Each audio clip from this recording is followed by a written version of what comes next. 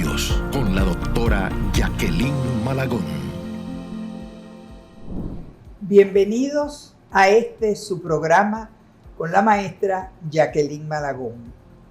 Hoy traemos un tema sumamente interesante en la esfera, en el mundo de la educación, y tiene que ver con lo que determina si se aprende o no se aprende, que es el tema de la evaluación. Para ello no hay otra persona más autorizada dentro de mis conocimientos y relaciones que un amigo, colega, cuasi hermano, doctorado en educación, maestría en psicología, investigador, escritor, profesor titular de la Universidad INTEC, y Leo dirigió durante muchos años como alto funcionario del Ministerio de Educación, dirigió el Instituto de la Evaluación y la Investigación de la Calidad Educativa, haciendo formidables presentaciones, interpretando lo que fueron fenómenos evaluativos de carácter internacional. El doctor Leonardo Valerón. Leo, bienvenido. Encantada de tenerte aquí hoy. Gracias, Jackie. La verdad que yo me siento muy complacido y muy contento de poder estar contigo y hablando de cosas que a nosotros nos gustan. Así es, cosas que nos han unido durante muchos años. Así es. Pero como acabo de decirle, hay tantos temas que tú y yo podríamos tratar en el ámbito educativo, pero yo quisiera que hoy tú me permitieras concentrarnos en el tema de la evaluación, sobre todo pensando en cómo es que nuestros muchachos no salen adelante. Tenemos las pruebas diagnósticas, las pruebas nacionales, las pruebas ERCE, TERCE, CERCE, la de competencia ciudadana y la prueba PISA, y en todos los muchachos quedan mal. Tú que eres un experto en la materia, ¿qué es lo que está pasando con los muchachos nuestros? ¿Cuál es verdaderamente tu opinión aquí en la intimidad de este momento? Sí, bueno, el tema es interesante y, como tú sabes, apasionante. Uno poder explicar por qué los muchachos tienen tan bajos logros de aprendizaje, así le llamamos a ese concepto, ¿no? Bajos logros de aprendizaje. ¿Por qué tienen bajos logros de aprendizaje? Son múltiples las razones. Y en educación, como en el ámbito de las ciencias sociales, es muy difícil uno poder establecer como relaciones causales, sino que uno dice, hay factores asociados a esos procesos que pudieran darnos explicaciones de por qué nuestros muchachos tienen tan bajos logros de aprendizaje. Yo te puedo decir primero, hay factores que son propios de las personas, propios de los sujetos. Un niño, un estudiante poco motivado, poco interesado, y a lo mejor con ideas de que no tiene nada que hacer ahí, posiblemente no va a poder aprovechar las oportunidades que la escuela, que el maestro le ofrece. Pero también hay factores que son de la familia, que son propios de la familia. Yo me he encontrado con situaciones en entrevistas que uno hace, en estudios que uno hace, de familias que le dicen al muchacho, ¿qué es lo que tú crees que tú vas a lograr en educación? Total, tú no vas para ningún lado. Pero tú eres pobre y vas a seguir siendo pobre. Entonces, si yo tengo una familia que no me motiva, al contrario, me dice todo lo contrario, va a ser muy difícil que yo pueda realmente como enfrentar esos problemas. Hay otros factores que son propios, digamos, de la escuela, de los procesos que suceden en la escuela. Yo digo que la escuela está para gestionar oportunidades. Los aprendizajes son los sujetos que lo hacen, su vida interna. Ellos son los que hacen esas cosas. Pero, Leo, perdón, ¿es posible gestionar esas oportunidades cuando viven en un mundo de desigualdades? Se hace complicado, porque, por ejemplo, un factor que generalmente se pone como primer lugar cuando se habla de logro de aprendizaje, y esos son los estudios que aquí se hacen, dicen el factor socioeconómico. Pero yo digo siempre, pero hay que tomarlo con pinza, porque en educación, como en cualquier ámbito social, las cosas no obedecen a una relación causal. No es verdad porque yo venga de una familia pobre, yo no voy a aprender. No, hay que tener cuidado con eso.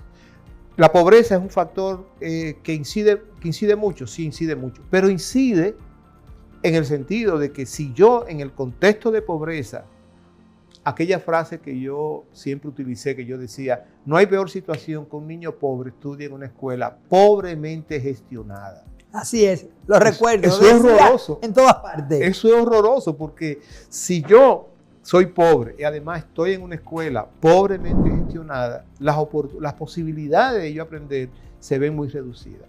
Entonces, en ese sentido, uno puede decir, bueno, hay muchos factores. Y ese factor de la escuela, de la gestión que hace un maestro en el aula, de la gestión que hace un director en el contexto de la escuela, como de la gestión que hace un Ministerio de Educación con su técnico y sus funcionarios, en términos de la gestión de las políticas educativas generales, todos esos factores en su conjunto son los que de alguna manera nos permiten a nosotros entender por qué nuestros estudiantes tienen tan bajos logros de aprendizaje.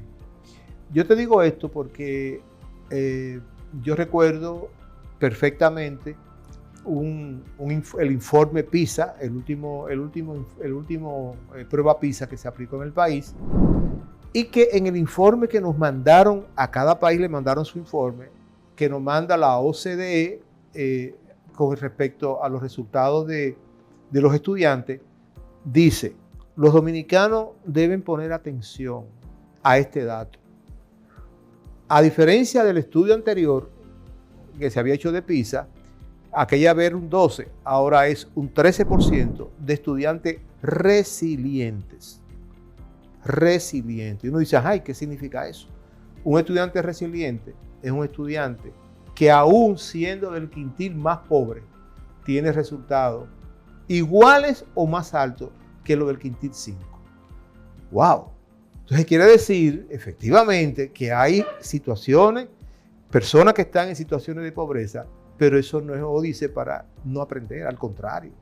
Al contrario, esos muchachos, ese 13% del quintil 1, eran muchachos que efectivamente estaban en una escuela donde había un maestro, donde había un director que decía, no, es que esta educación que yo te estoy ofreciendo te saca de la pobreza, te va a permitir a ti avanzar, a ti y a tu familia. Y esa es la realidad de la educación. Caramba, a pesar de las situaciones tan adversas, hay maestros y hay directores que ponen la diferencia, definitivamente ponen la diferencia. Y efectivamente, yo recuerdo perfectamente, y para mí fue un principio de explicación muy simple, pero al mismo tiempo muy poderoso, de aquel director de una escuela que sistemáticamente esa escuela en las pruebas nacionales, y por qué no, en las pruebas inclusive diagnósticas, pasaba lo mismo. Siempre su escuela estaba entre las primeras 5. Las primeras 5. Y entonces conocí al director. Y ahí viene la explicación simple. Y le pregunto al director, ¿cómo es posible que su escuela, cómo es posible que tenga resultados sistemáticamente altos en todas las evaluaciones? Muy simple, me decía él. En el Platanal no tenemos tiempo para perder el tiempo. ¡Wow!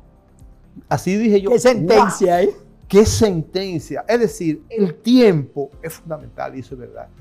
Es fundamental. Lo que yo no hago en un momento determinado, no es verdad que lo voy a hacer después.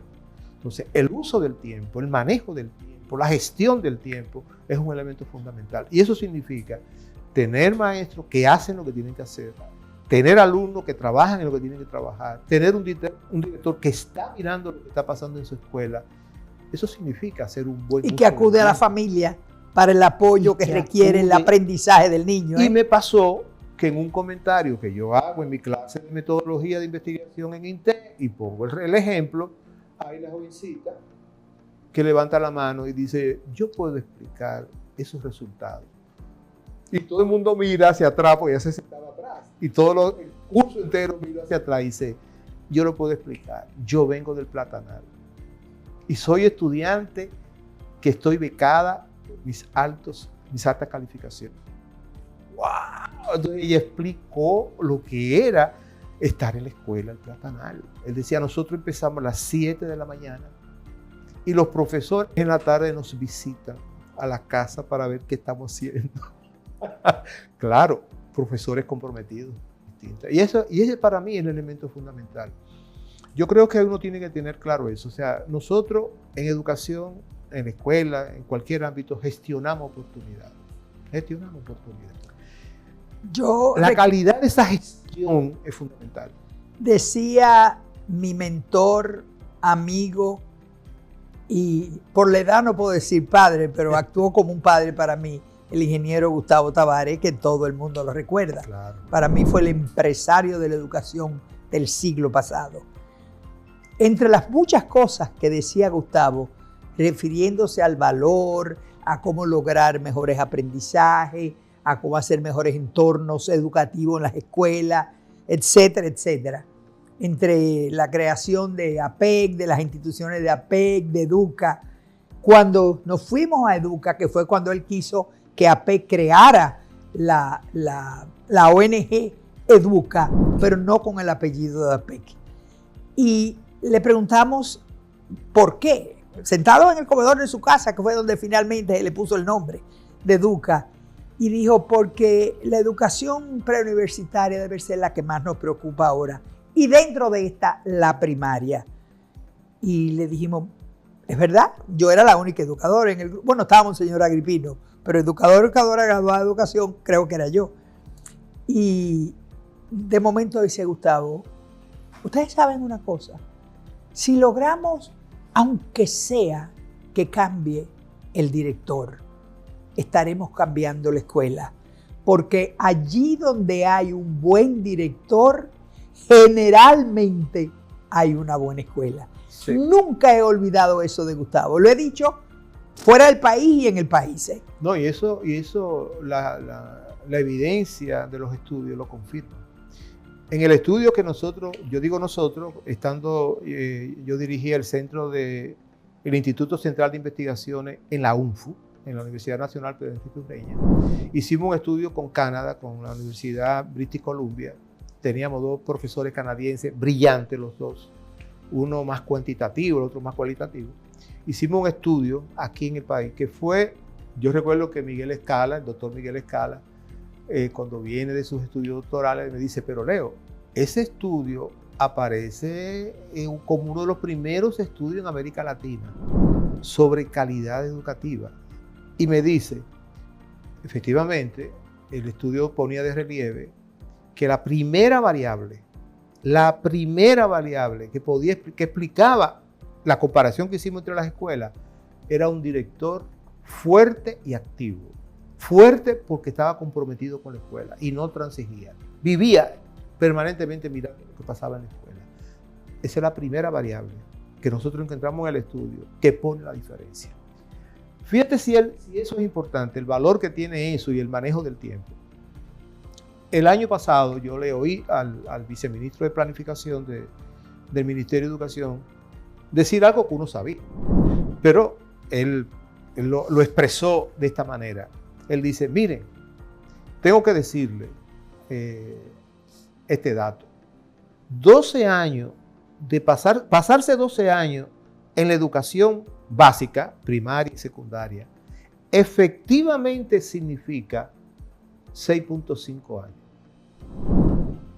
Y todo el mundo hace así, se queda así. ¿Cómo que 6.5 años? Sí, 12 años se reducen efectivamente en términos de aprendizaje, en términos de los procesos de la escuela, en solo 6.5 años. Ya tenemos esa sentencia por los organismos internacionales en cuanto a República Dominicana se refiere. Perdemos el tiempo. Pero tú sabes una cosa, Leo, tú mencionaste PISA y mencionaste la OCDE, y vamos ahorita a seguir hablando de eso. Pero tú recuerdas cuando yo regresé de la UNESCO el año pasado, que te dije que había estado con la gente de PISA y que en vez de sentarme a discutir y cómo nos ayudan y cuál es la situación y por qué nuestros muchachos están atrasados, etcétera, me dijeron, Jacqueline, cuando usted regrese a Santo Domingo, vamos a hacer una conversación y búsquese usted un experto en educación, alguien del mismo ministerio y cualquier otro experto que no sea necesariamente el ministerio. Y bueno, está bien. Me fui de ahí, estuve en muchísimos otros departamentos, un viaje muy exitoso en términos de los aprendizajes que obtuve. Cuando regresé yo te llamé a ti y llamé a Juan Tomás. A ti, porque habías dirigido la primera PISA, la segunda PISA también. Y a Juan Tomás, porque como presidente de Educa, Juan Tomás apoyó que el país se metiera en PISA, que mucha gente no estaba de acuerdo con ello. Así es. Empezando por mí. Yo dije que yo no estaba segura si estábamos listos, porque ya teníamos las pruebas regionales donde estábamos en último lugar. Pero finalmente apoyamos todo que fuera PISA. Y les dije a ustedes, vamos a comunicarnos, una reunión virtual con fulana de tal, la doctora señora española, que va a conversar con nosotros. Vamos a hablar qué es lo que pasa, qué podemos hacer con PISA. Y tuvimos la conversación, tú, Juan Tomás y yo, con la señora española, me reservo el nombre, y hablamos casi 2 horas. Ella resultó que te conocía, tú la conocías a ella. Fue muy agradable la conversación. Pero cuando yo vi que no llegábamos a ningún sitio porque no me decía que era el motivo de yo haber ido a ese departamento y el motivo de la llamada, le dije, pero doctora, dígame, ¿cómo puede República Dominicana mejorar los resultados en PISA? Dígame cómo, porque estamos dando vueltas y yo no me siento que estoy teniendo la respuesta. Y me dijo, muy sencillo, doctora Malagón, búsquense otro maestro. Y ahí se terminó la conversación. ¿Tú recuerdas eso? Claro. Ahí se terminó la conversación tan agradable. Y eso es una manera de decir lo que uno siempre ha pensado. Yo siempre digo, la formación inicial debe ser capaz de prefigurar al maestro que yo quiero en el aula. La formación inicial, cuando él está haciendo su primera formación como maestro, ahí eso debe permitir que ahí ya nazca el maestro. Yo creo que antes, Leo. No, yo creo que sí, pero porque está bien. Tiene que haber algo de entrada. Pero esa formación tiene que darme a mí la garantía de que se están haciendo lo que se tiene que hacer para que salga de ahí, cuando salga, lo que le falta es la experiencia de la incorporación. En segundo lugar, la formación continua tiene que permitir transformar las prácticas. Y hay una realidad que nosotros a veces le sacamos el cuerpo a ese tema. La escuela tiene una cultura. La escuela tiene una cultura. En gran medida, ¿cómo evaluar o cómo caracterizar esa cultura? Te lo pongo de esta manera. Una maestra, esa lo conocí yo y como ella varios casos, que gana el concurso y se incorpora a su escuela por primera vez. Y yo le digo, y dime, pero ¿cómo ha resultado el proceso? ¿Cómo va la escuela? Y dice, ay, profe, qué difícil es esto. Digo yo, ¿cómo así? Dice, no, es que los demás compañeros, los demás maestros me dicen, ¿y tú eres el director? ¿Tú eres la directora? Es que me encuentro con un ambiente que casi no me deja avanzar. Porque tengo esa cultura de, mira, no te mates. Porque total, esos muchachos no van a aprender nada. Esos muchachos no van para ningún lado. Eso, yo no me atrevo a decir que esa sea la cultura de todas las escuelas. Pero hay muchas escuelas que esa es su cultura. Cuando yo te digo ahorita, yo creo que hay algo antes, que dijiste sí, debe haber algo antes. Es que ese periodo que tú defines de la formación inicial, para mí es como los 9 meses de la gestación. Entonces, antes, en lo que realmente se gesta, yo lo veo cuando se define el perfil del docente, que lo define el Ministerio de Educación, que es el empleador. Por supuesto. Ya yo he hablado de esto en otras oportunidades, pero al definir el docente, yo como empleador quiero este maestro, lo defino en función del currículo que él va a enseñar. Claro. Gracias a Dios que hoy en día ya están por especializaciones la formación en cualquier de las especialidades en educación, que inicial, que primer ciclo de primaria, segundo ciclo de primaria, en secundaria, biología, química, matemática, física, etc.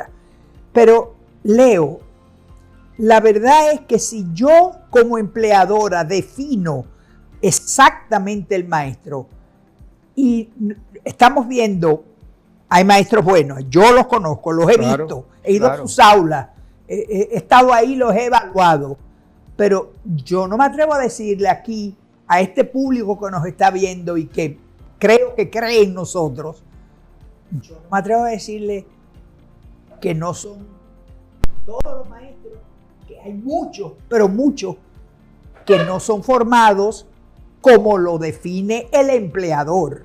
Entonces, ese que no está formado como lo define el empleador, tú hablaste de lo que es la educación continua, que es la capacitación en servicio. Yo estoy teniendo una experiencia muy, muy buena en este momento, y una experiencia que un norteamericano, amigo mío, tengo muchos años trabajando honoríficamente con él, acompañándolo en este sueño de él que hizo fortuna en República Dominicana. Lo conocí a través de la directora de Zona Franca de aquel entonces y nos hemos hecho muy amigos y yo estoy representándolo en el sueño de él en República Dominicana, que es contribuir con parte de, no sé si llamarle riqueza o con los aportes sustanciosos de él, que los da en una universidad norteamericana, que es la que trae los profesores pagado todo por él. Y yo soy la coordinadora, la directora general. Ansel Sheker fue la que a nombre del ministro y del ministerio acordó toda esta estructura que estamos haciendo. Ya llevamos 2 años. Yo tenía antes de eso unos años en el sector privado. Pero te menciono esto porque hablando del docente, el programa del americano, el que estamos llevando con Ansel Sheker y es en la zona del este, empezamos con 5 escuelas, ahora tenemos como 2 y estamos con 34 líderes técnicos, directores de escuela, coordinadores pedagógicos, todo menos docentes. No tenemos ni un docente en el programa porque no queremos tener docentes. Porque lo que estamos haciendo es lo que tú hablabas ahorita del director, es lo que podemos decir del técnico, del acompañante. Es exacto, que se formen, se preparen, se capaciten para poder acompañar al docente en el aula y determinar cuándo necesita el acompañamiento pedagógico o cuándo necesita el acompañamiento inclusive de carácter emocional para sus estudiantes, porque se nota cuando voy a verlo como técnico del distrito al aula y veo que los muchachos están presentando, vamos a decir, signos o cosas como que hay algún desajuste que pudiera ser un desajuste emocional. Entonces, programas de capacitación en servicio lo estamos haciendo, no solamente ese, es una cosa, lo que yo estoy a cargo en el ministerio, bueno, no es en el ministerio, estoy con el americano, porque ese no es una tarea mía en el ministerio como asesora, pero lo hago con muchísimo gusto, lo sabe el ministro y lo saben todos. El tema es, Leo, que hay muchas instituciones que están haciendo eso en el país. Tú puedes coger las que Educa tiene, que son unas 100 escuelas, tenemos las que acompaña el ISFODOSU, el Instituto de Formación Docente, que son las escuelas donde hacen las prácticas, son muy, muy buenas. Exacto. Yo voy a tener a Mechi Hernández uno de estos días hablándonos de eso en este programa.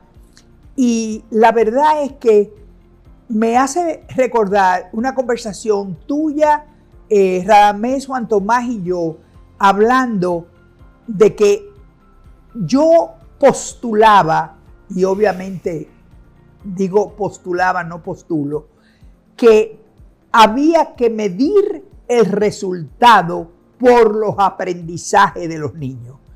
Y Radamés y tú y Juan Tomás me dijeron, sí, Jackie, los aprendizajes son una medida, pero hay que medir el centro como un todo, para desde el director, el equipo de gestión, ver qué resultados tienen los niños en los aprendizajes, que pueden ser más allá de que sepa sumar o de que sepa leer.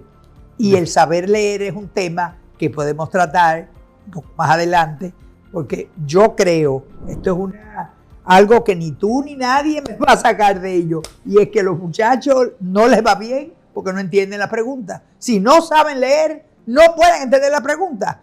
Y dicen que el 64%, dicen los organismos internacionales, que el 64% de nuestros niños no saben leer en el 6º grado. Y ya salió un estudio un día de esto, hace varias semanas, que decía que era un 70% de los niños dominicanos. Yo me quedo con el Banco Mundial, que dice 64%. Te doy un dato de un estudio bastante reciente. Todavía yo estaba en el instituto y impulsé el estudio y me comprometí que ese estudio había que hacerlo. Y que nos da un dato muy importante con respecto a lo que acaba de decir. El estudio fue sobre el vocabulario disponible de los muchachos de sexto grado. Es decir, Tú no me lo comentaste. ¿cuántas palabras dominan? ¿De dónde salieron las palabras? Del texto de sexto. O sea, se cogió el texto de sexto, el texto de lengua española, se contó todas las palabras y se tomaron los conceptos. ¿En qué año fue eso? Porque tuvimos 10 años sin textos. Eso se publicó. Ahora tenemos textos. Eso se publicó. Ese estudio se publicó en el 21-22. Se hizo. No había texto. Pero había un texto de sexto grado que era el oficial, aunque en las escuelas públicas. ¿Y qué conclusión sacó la persona que hizo el estudio? Una persona que con una formación en lingüística exquisita. Dice, el vocabulario disponible de los muchachos de sexto grado es muy limitado. Muy limitado. Si el vocabulario disponible es limitado, ¿cómo van a entender lo que tú le estás preguntando? ¿Cómo van a entender el libro? No lo van a entender, porque hay muchas palabras que no saben lo que significa. Antes de entrar en el tema que quedó pendiente, nada más quiero preguntarte, ¿terminaste de publicar las experiencias de las escuelas que dieron en 3 momentos diferentes, 25, 30 escuelas, resultados muy buenos viniendo de niveles socioeconómicos muy bajos? No lo he visto publicado, te pregunto si lo vas a publicar o lo publicaste. No, realmente no se llegó a publicar. Las escuelas, como bien sabes, se identificaron. Sí. Se identificaron las escuelas, inclusive, no solamente se identificaron las escuelas, sino que se hizo un cruce y después se dijeron cuáles de ese grupo de escuelas tienen los mismos resultados en tercero y sexto. Exactamente los mismos resultados. O sea, que son resultados altos, tan altos como los del quintil 5. Pero no se llegó a publicar. Sí mandé al ministerio la lista de las escuelas, porque yo entendía que esas escuelas debían ser visitadas, debían ser conocidas, debían ser alentadas.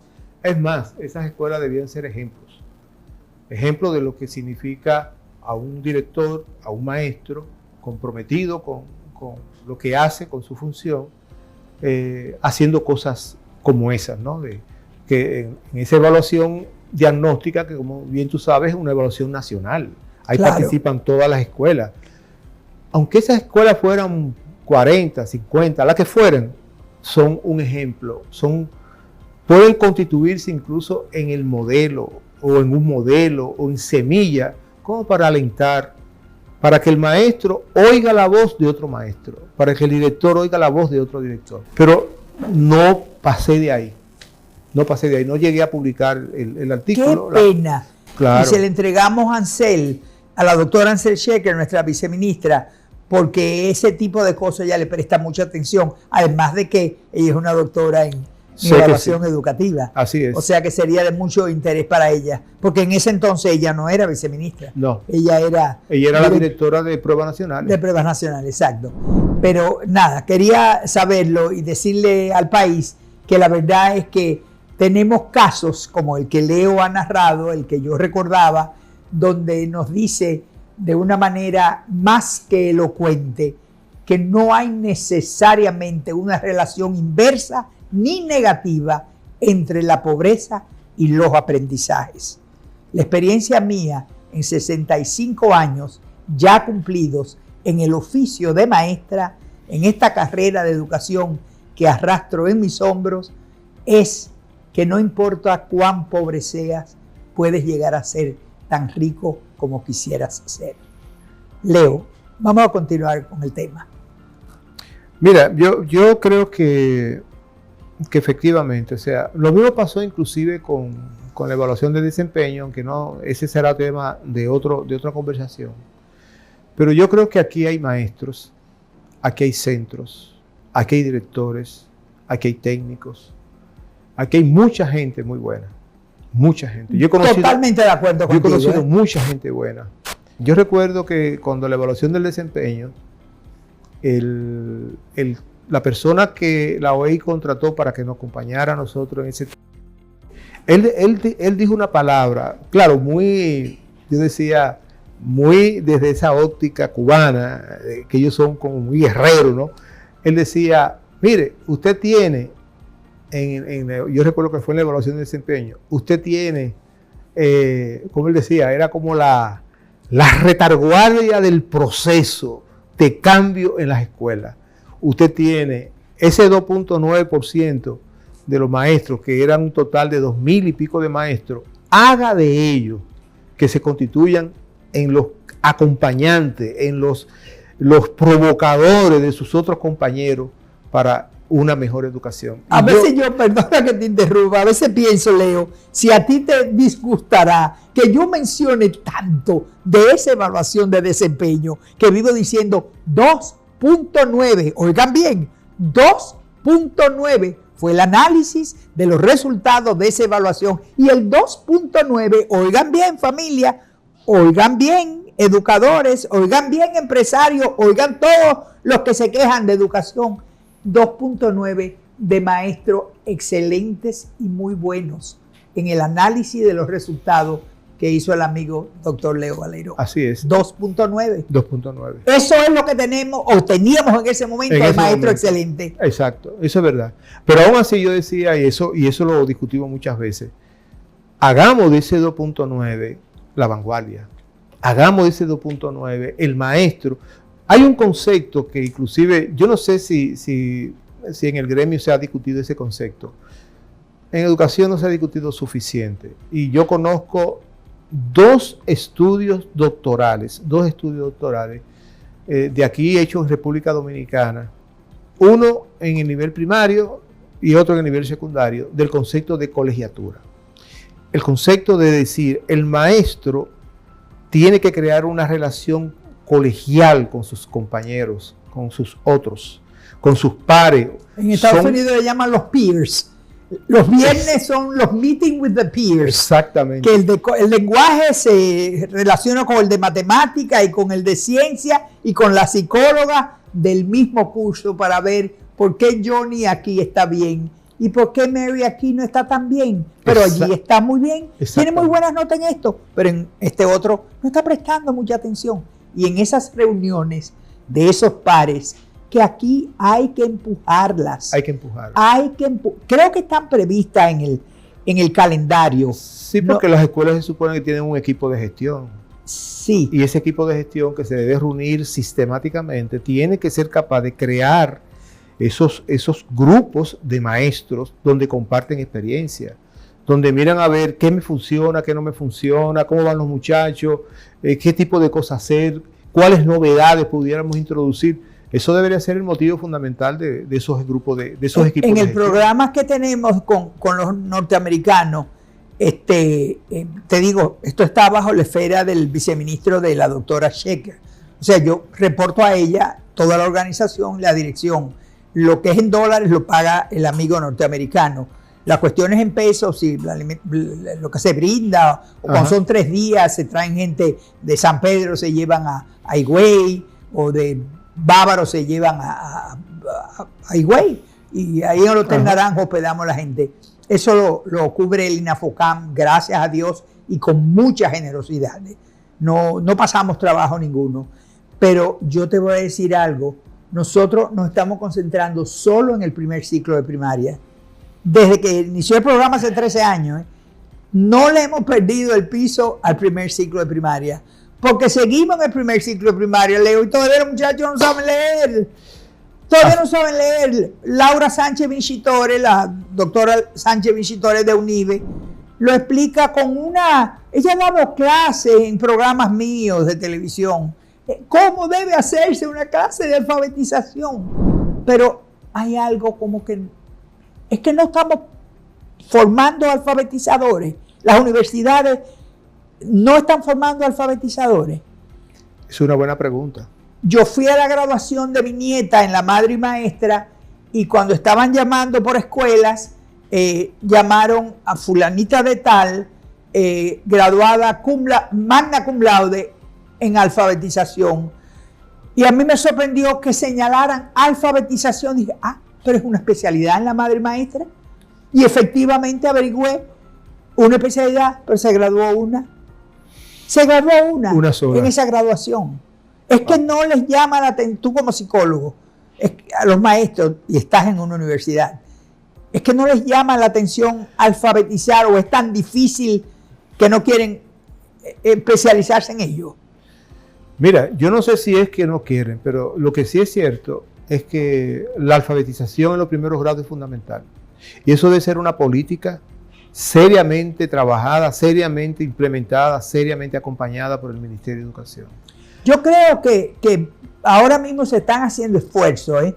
No sé si todos los esfuerzos, pero yo aprecio, y no es porque trabaje con Ansel Shecker, que es mi amiga, pero yo sé que Ansel está haciendo cosas realmente novedosas que no se habían hecho antes y se están haciendo esfuerzos realmente loables.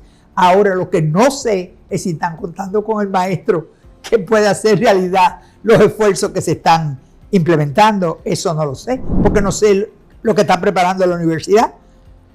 Claro, claro. Y eso siempre será un tema importante, porque al final de cuentas, la universidad es la que da las herramientas fundamentales, por lo menos en la formación inicial.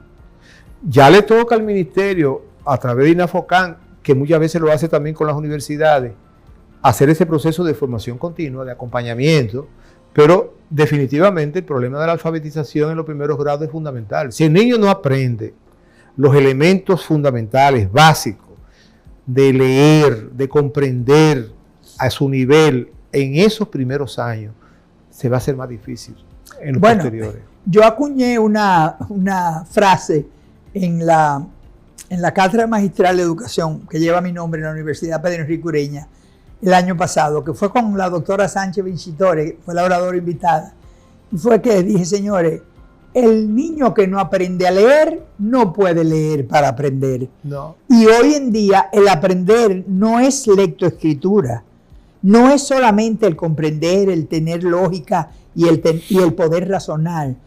El elemento matemática hoy en día ya es parte de la alfabetización. Pero es así. Ya no se dice lectoescritura y matemática, no. Alfabetización encierra el ámbito aritmético o matemático porque es lo que le va dando la criticidad al niño. Llamándole criticidad que el niño pueda tener lo que llamamos regularmente el pensamiento crítico, que Exacto. pueda discernir, que pueda pensar bien de mal, de rojo, de verde, azul, de amarillo, 4, de 8. Yo le doy un concepto a una amiga entrañable de hace muchos años, maestra de matemática. Ella es formadora de maestros en el área de matemática, con maestría en matemática y bueno, tiene una formación exquisita. Y ella decía, si el maestro no es capaz de matematizar la realidad con los niños, matematizar la realidad, yo le decía, dime con qué se come eso. Que el niño utilice las cosas matemáticas para comprender lo que él hace, Que no, la matemática no está fuera de su vida, está dentro de su vida. Y por eso lo que el niño tiene que aprender es a hacer uso de la matemática en lo que él hace.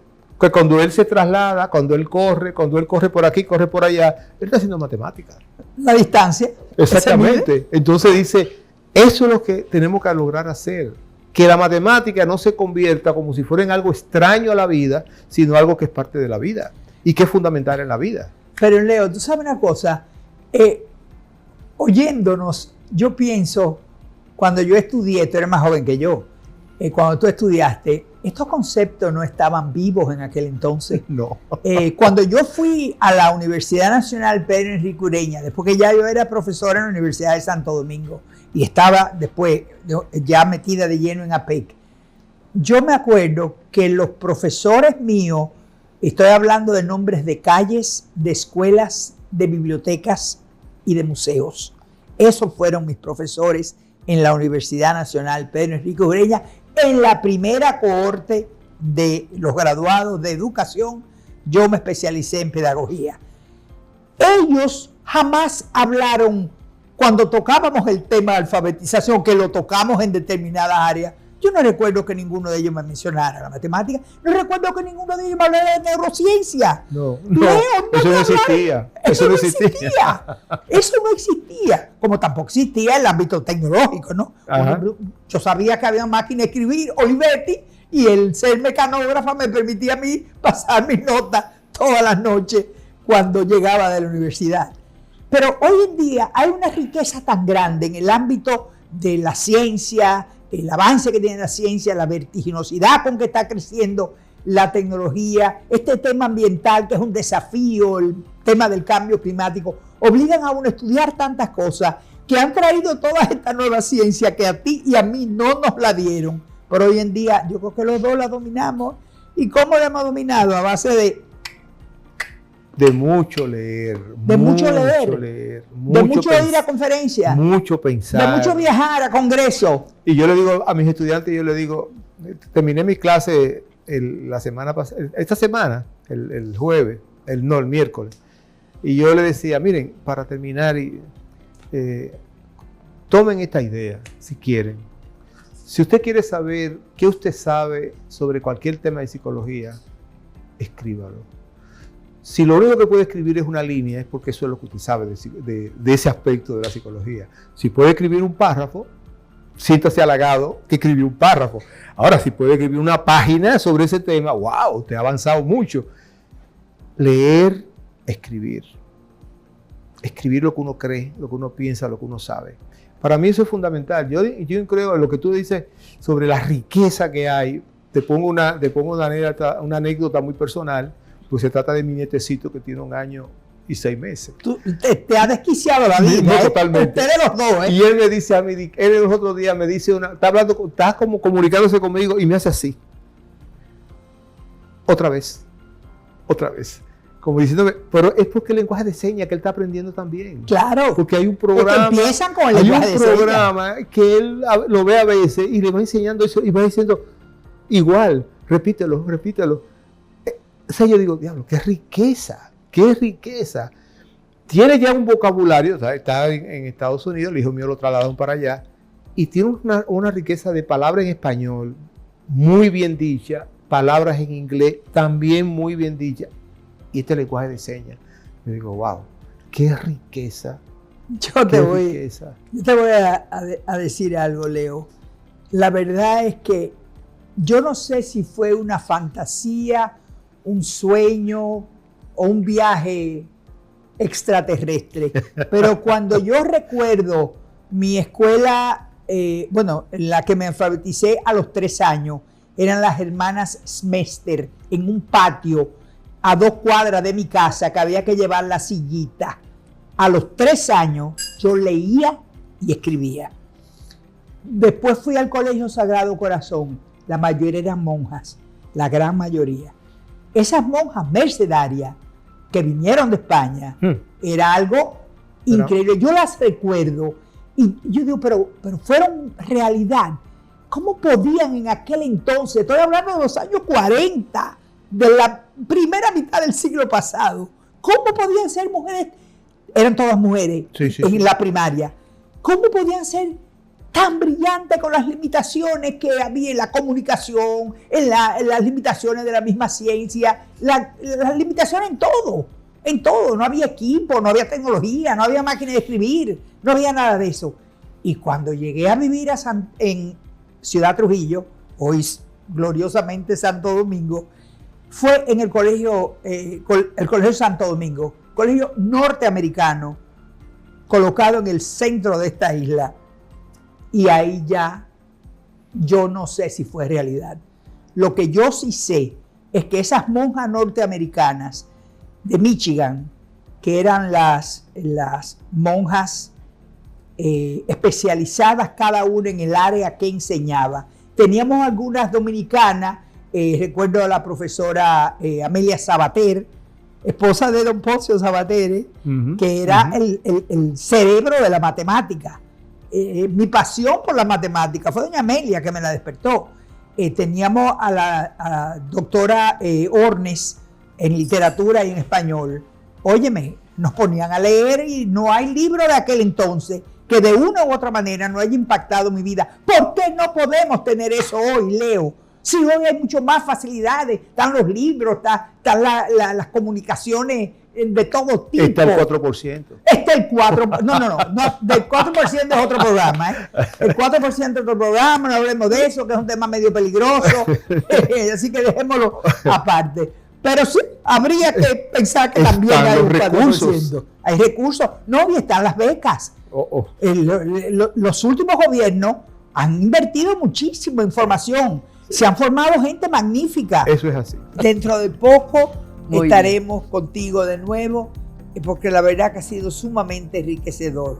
Estoy segura que aquellos que son maestros, padres o simplemente ciudadanos comprometidos con el avance del país y que saben que el avance del país está íntimamente ligado a la escuela, está íntimamente ligado al aprendizaje, está íntimamente ligado a la formación de jóvenes bien preparados, con valores y con una cantidad de responsabilidad social, cívica y de compromiso solidario con su país.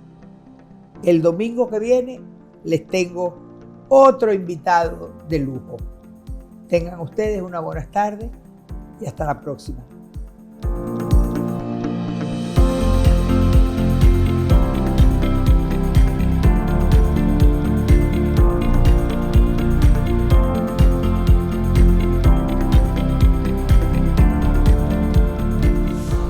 Coloquios con la doctora Jacqueline Malagón.